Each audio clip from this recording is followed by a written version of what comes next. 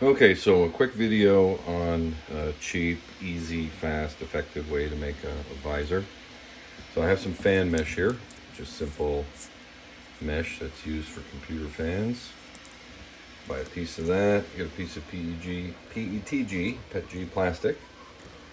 Don't know how well that shows up on camera. And of course you need a template. So this is a Sabine Wren template. So I'm gonna make a visor for Sabine Wren. So I've already cut out the fan mesh just with a pair of scissors. I'm going to take a pair of scissors and I'm going to cut out the PETG shape of a Sabine Wren helmet.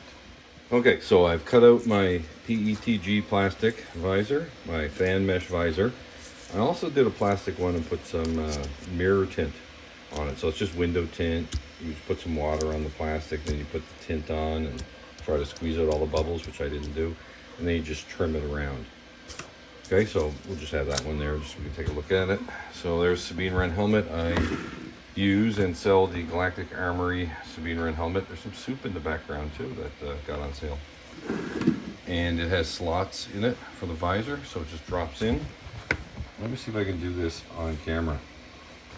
Standing here at my counter. So I'm going to put the plastic one outward. And the fan mesh is basically going to provide the tinting. All right, so it just goes up and inside, and you just get them down into the slots. So I get them in, and pull it down. I missed the eyes. You know, I do this 100 times with no problem, but when I'm all bent over a counter on camera, of course, I have a million issues.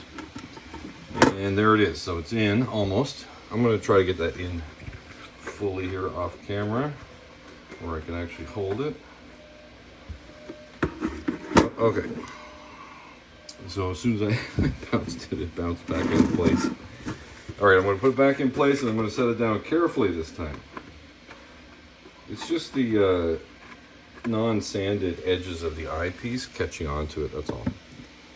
So there's some little pieces of, you can see, PLA that I have to pull off. It's just catching onto the visor. So there you go. So cheap, quick, easy. And I'm going to throw this on my head and we'll see if we can see my face through it. Okay, so here's the visor on my head. And you probably can't see, I don't even know if you can hear me, but you probably can't see my face. So that's how nice it looks for just something so quick and easy and cheap. Okay, so that was the helmet, wearing it. So hopefully you can, and it does stay in these grooves perfectly, so don't worry about the fact that I can't seem to get them in tonight. I'm going to try sticking in the mirrored one, and I'll even try to do it on camera again, awkwardly reaching over the iPad. All right, so we're on view. So this is the one with some mirrored window tint on it. So let's put it up, get it right into the groove. This is really hard to do with an iPad in the way. And there we go. So in it goes.